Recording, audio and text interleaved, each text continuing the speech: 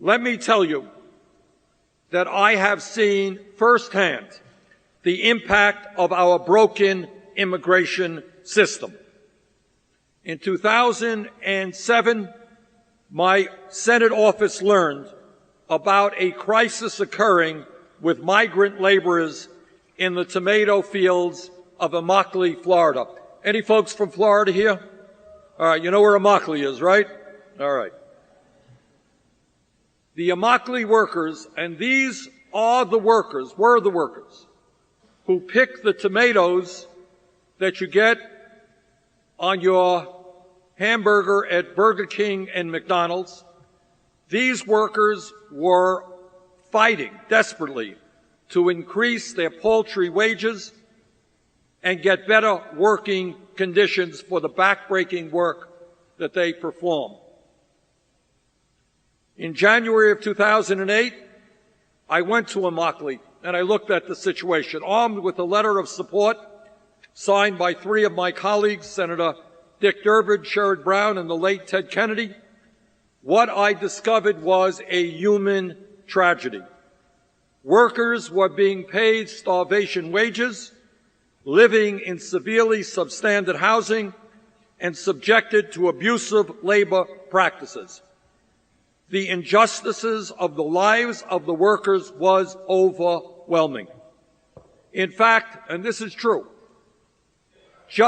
it just so happens that on the day that I was there in Immokalee, on that day, 2 men were indicted for human slavery for forcing workers to engage in involuntary labor. That's how bad the situation was. Slavery in the 21st century in the fields of Immokalee in the United States of America. My visit there to the tomato fields was followed by a hearing in the Senate Health, Education, Labor Committee, on which I sat and still sit, and which was then chaired by my good friend, the late Senator Ted Kennedy.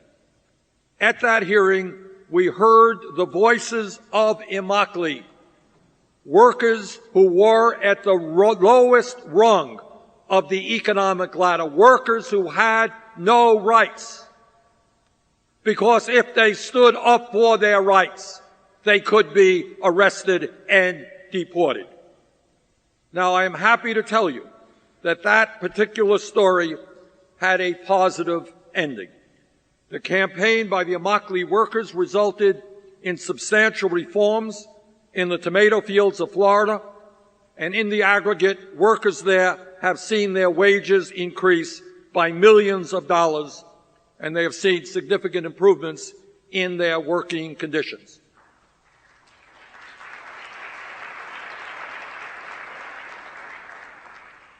But how many more Immokalees are there? How many fields or factories are there where people, often without legal status, are used up and thrown away? We cannot continue to run an economy where millions are made so vulnerable because of their undocumented status. We have to ask ourselves, who benefits from this exploitation? And to understand that it is not only the undocumented workers who suffer, but every worker in America, because that pushes us into a race to the bottom.